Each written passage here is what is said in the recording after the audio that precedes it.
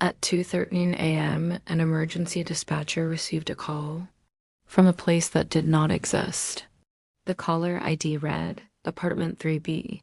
Some stories were never meant to be seen. Mare Street sits just outside the city center. It's the kind of street people avoid without really knowing why. The apartment building at the very end of it is old too old. Lights flicker for no reason. The hallway mirrors never seem to reflect things the same way twice. And at the end of the third-floor hall, apartment 3B had been sealed for 6 years. Its last tenant, a man named Elliot Crane, vanished back in 2019. There were no signs of a struggle, no note left behind. All police found was an unlocked door and a phone left charging on the kitchen counter. With no leads, the case went cold. Until the call. Dispatcher Lena Morales answered the line. Emergency services, what's your situation? Only breathing responded. Slow, uneven.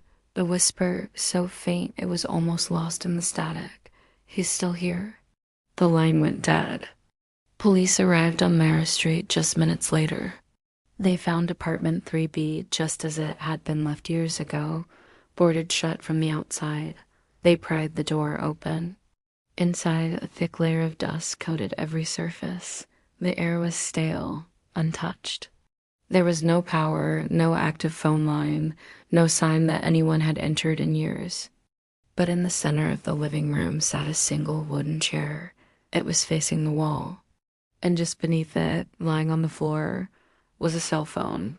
Its screen was lit, powered on. The call log showed one single outgoing call. The time, 2:13 a.m. The destination, emergency services. But it was the lock screen image that stopped the officers cold. It was a photo taken from inside the apartment, looking out at the hallway mirror.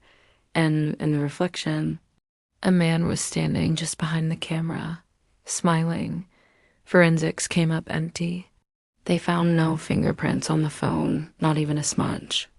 The battery was fully charged, despite the phone being disconnected from any power source for who knows how long.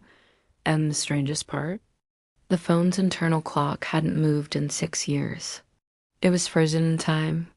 3 nights later, emergency services received another call. Same number. Apartment 3B, but this time there were 2 voices. One was begging, pleading for help. The other was calm, cold, and right next to the microphone. It said, "You promised you wouldn't tell." Next time on Black Frame Stories, we uncover what Elliot Crane told his neighbor on the night he disappeared, and why no one on his floor would let him inside. Join us for episode 2, The Man in the Mirror. Thanks for watching.